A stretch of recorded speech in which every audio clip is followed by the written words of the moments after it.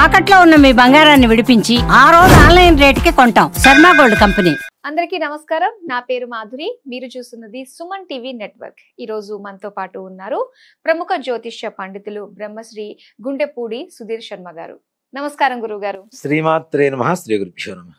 గురుగారు, ఈ రోజు నేను అడగాలనుకుంటున్న ధర్మ సందేహం ఏంటంటే, ప్రతి ఒక్కళ్ళం కూడా లక్ష్మీదేవి అనుగ్రహం కోసం ఏం చేయమన్నా చేసేస్తూ ఉన్నాం గురుగారు.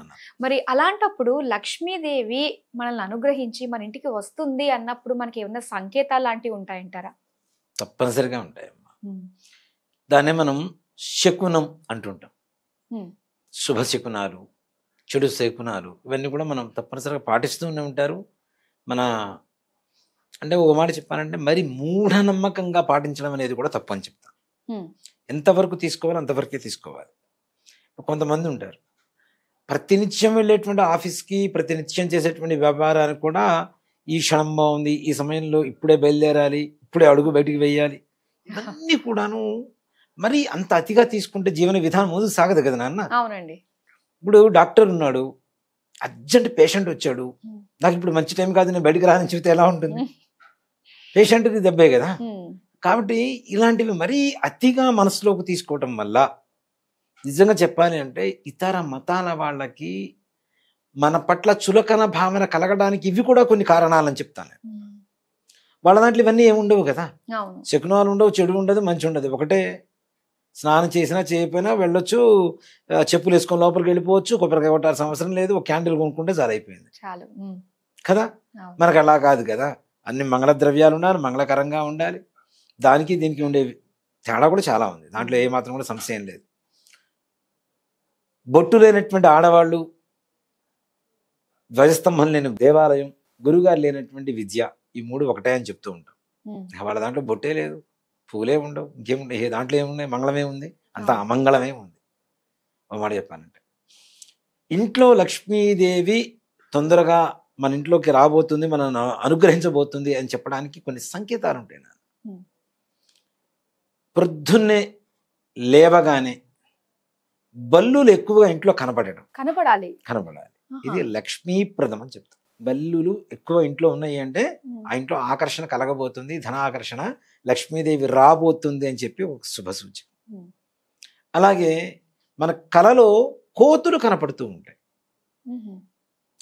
అలా కనపడ్డా తప్పనిసరిగా విజయ సంకేతం, లక్ష్మీ సంకేతంగా చెప్పుకోవచ్చు. కోతులు కనపడతాయి. అలాగే కొంతమందికి సర్పాలు కనపడుతుంటాయి, పాములు. అతి ఎప్పుడు రెగ్యులర్గా కనపడుతూ ఉంటే అది చెడు కిందకి తీసుకోవాలి.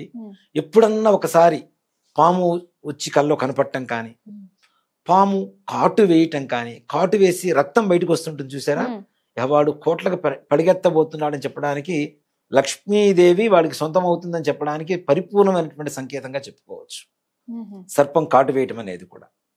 అలాగే ఇంటి ముందు రామచిలుకలు వాళ్తూ ఉంటాయి. ఇది కూడా లక్ష్మీప్రదం. వాళ్ళు అనుకున్నటువంటి సకల కార్యాలు దిగ్విజయంగా పూర్తవుతాయని చెప్పడానికి శుభ సంకేతంగా రామచిలుకలు వాలటం కానీ, ఆ పొద్దున్నే లేవగానే ఆ రామచిలుకల అరుపులు వినపడటం కానీ, ఇవన్నీ కూడా.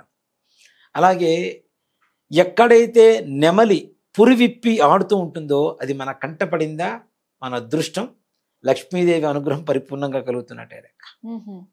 ఇవన్నీ శుభ సంకేతాలే. ఒక మాట చెప్పాలంటే, దీపారాధన చేస్తాం కదా, చేసినప్పుడు ఒత్తితో సహా మొత్తం కాలిపోతుంటుంది కొన్నిసార్లు. అది కూడా లక్ష్మీ సంకేతమే. దాన్ని కూడా చాలా మంది చెడుగా చెప్తూ ఉన్నారు. ఒత్తి మొత్తం కాలిపోతే మీకు ఏదో ప్రమాదం జరగబోతుంది, పిచ్చి మాటలు అవన్నీ. మనం ఇచ్చినటువంటి దీపం ద్వారా ఇచ్చినటువంటి ఆరాధన ఏదైతే ఉందో పరిపూర్ణంగా దేవతలు స్వీకరించినట్లే. అలాగే చేతిలోంచి పసుపు కుంకుమ చేయి జారి పడటం కూడా లక్ష్మీప్రదమే. చాలా మంది దాన్ని చాలా ఏదో శకునం అనుకొని బాధపడుతూ ఉంటారు. భూమాత మన నుంచి బొట్టు పెట్టమని కోరుకుంటుంది అని అర్థం. తప్పనిసరిగా ఆ పడ్డ తర్వాత ఆ స్థలంలో మనం ఆ కుంకుమ మొత్తం తీసేసిన తర్వాత మరలా చక్కగా నీళ్లు చల్లి బొట్టు పెట్టండి. భూమాతకి మనం చక్కగా ఆరాధన చేస్తున్నట్టే ఆవిడ మన దగ్గర నుంచి కోరుకుంటుంది. చాలా మంది కూడా కింద పడిపోతే అమ్మో ఏదో జరగబోతుంది అవును. అది ఇది అని చెప్పి చాలా మంది ఇచ్చేస్తూ ఉంటారు అవును గురువు గారు. కదా. అవునవును. అలా ఉండడం కూడా, కింద పడడం కూడా లక్ష్మీ సంకేతం కిందనే తీసుకోవాలి. ఓ. అలాగే పొద్దున్న లేవగానే మంగళ వాయిద్యాలు వినపడుతూ ఉంటాయి మ్హూ. మనకి. ఈ పక్కన ఇళ్లలో పెళ్ళిళ్ళు కావచ్చు, ఏదైనా కావచ్చు.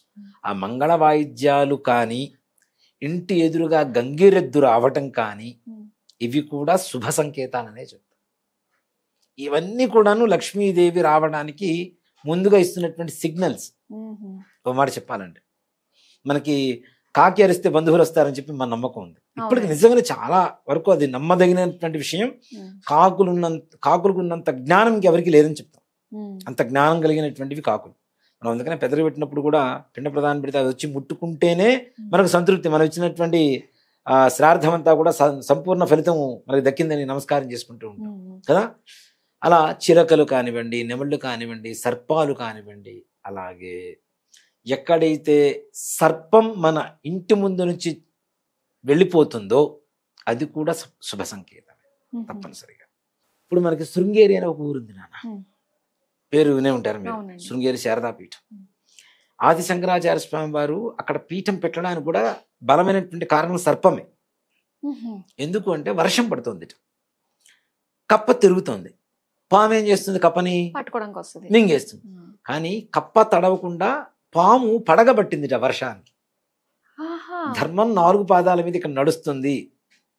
విరోధ జంతువులు సన్నిహితంగా ఉంటున్నాయి కాబట్టి ఒకటే ఇక్కడ ధర్మం 4 పాదాల మీద నడుస్తుందని చెప్పి అక్కడ స్వామివారి పీఠాన్ని స్థాపించారు. ఇవాళ రోజున జగద్ విఖ్యాతగాంచిన పీఠాల్లో మన శృంగేరి పీఠం మొట్టమొదటిగా చెప్పుకోవచ్చు. మ్. యావత్ ప్రపంచంలో కూడా గొప్ప పీఠంగా వర్ధిల్లుతోంది. మ్. అవునా. అవును. అక్కడ కూడా ఆయన కంటపడేటువంటి ఒక దర్శనం ఏదైతే ఉందో ఆ సర్పం ద్వారానే అక్కడ పీఠం కూడా నెలకొంది. కాబట్టి ఈ సర్పాలు ఇంట్లో లోపల కనబడితే మనకు ప్రమాదం, కానీ ఇంటి బయట నుంచి వెళ్ళటం కానీ ఇవి కూడా శుభ సూచికాల కిందకే వస్తాయి. తప్పనిసరిగా సంతానం లేనటువంటి వారికి కూడా సంతానం కలగబోతుందని చెప్పేటువంటి వాళ్ళు ఎవరన్నా ఉన్నారంటే మానసాదేవి, ఈ నాగరాజు మన సుబ్రహ్మణ్యేశ్వర స్వామి వారు మాత్రమే. మ్. అది కనబడింది, కంట కనబడింది, ఇంట్లో సంతానం లేదనుకున్న వాళ్ళకి తప్పనిసరిగా తదుపరి నెలలో సంతానం వాళ్ళు తప్పనిసరిగా గర్భం దాల్చాల్సిందే, ఏమాత్రం కూడా సంశయం లేదు. మ్. అది కూడా ఆనందకరమే కదా, లక్ష్మీప్రదమే కదా. మ్. సంతానం లేకపోతే ఏముంది, ఎన్ని కోట్లున్నా కూడా అవును. కదా. అవునండి. కాబట్టి అది కూడా లక్ష్మీప్రదమే. మ్. ఇవన్నీ కూడాను శుభానికి చాలా సంకేతం. మ్హూ. బల్లులు అరుస్తూ ఉంటాయి. మ్. బల్లి అరుపు టప్ టప్ అని సౌండ్ చేసుకుంటూ అరుస్తూ ఉంటాయి. మ్. అది ఆ సమయంలో మనం ఏదైతే సంకల్పం చేసిన సమయంలో అది అరిచిందో ఆ సంకల్పం పరిపూర్ణంగా నెరవేరబోతుంది అని చెప్పి ఇక్కడ ప్రకృతి నాన్న, ఇదంతా కూడా ప్రకృతి సంబంధించినటువంటివి నేను చెప్పినవన్నీ కూడా మ్. కదా. అవును. ప్రకృతి మనకు సహకరిస్తుంది అంటే మనకి పాజిటివ్ వైబ్స్ మన బాడీలోకి రాబోతున్నాయి, మన ఇంట్లోకి రాబోతున్నాయి, మనం అనుకున్న పనులు అవ్వబోతున్నాయి. లక్ష్మి మన ఇంట్లో తిష్ట వేసుకొని కూర్చోవడానికి సిద్ధంగా ఉంది రావడానికి అని చెప్పడానికి శుభ సంకేతం. మ్.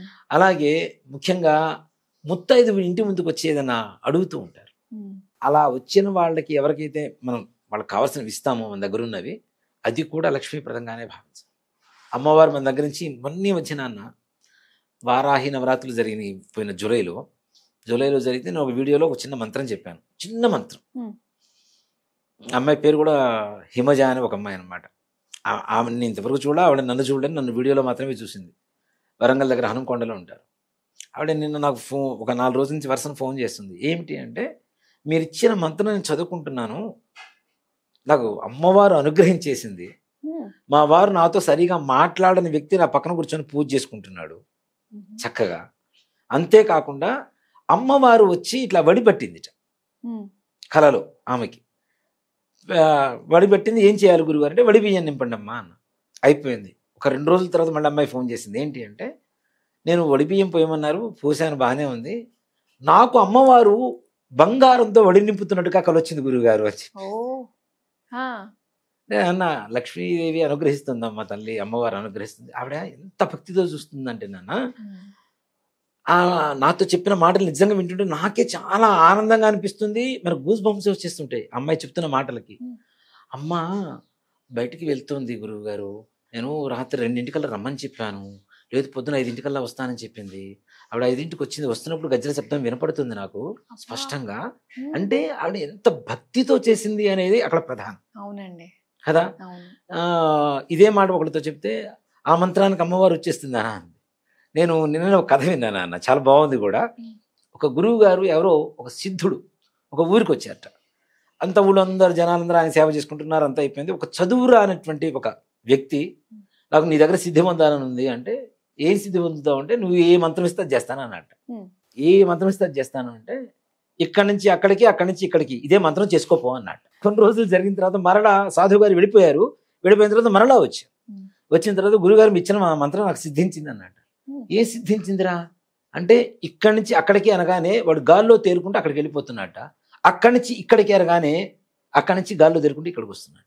అంటే గురువు మీద ఉండేటువంటి ఒక గురి, నమ్మకం ఏదైతే ఉందో, అమ్మ మీద అంత శ్రద్ధ పెట్టింది. మీరు ఈ మధ్య కాలంలో దాదాపు యూట్యూబ్లో వీడియోలు చూస్తూనే ఉంటారు. ఒక ఆవిడ, అమ్మ అనుగ్రహించమ్మా, పుష్పం ఇవ్వమ్మా, చూడమ్మా, మా అమ్మ కదా, మా తల్లి కదా అని చెప్పి కొన్ని వీడియోలు వస్తున్నాయి. నేను చెప్తున్నా అమ్మాయి వేరి ఇలా కూర్చుంటుంది, మొత్తం పుష్పాలు మొత్తం పూజ చేస్తుంది చక్కగా. అమ్మా ఇవ్వమ్మా, అనుగ్రహించమ్మా అనగానే ఓ పువ్వు పటం మీద నుంచి అమ్మాయి చేతుల్లో రాలుతుంటాడు. అంటే అక్కడ నమ్మకం ఏదైతే ఉందో ఆ నమ్మకంతో చేస్తే తప్పనిసరిగా మన మూఢ నమ్మకాలు వద్దు, నమ్మకం.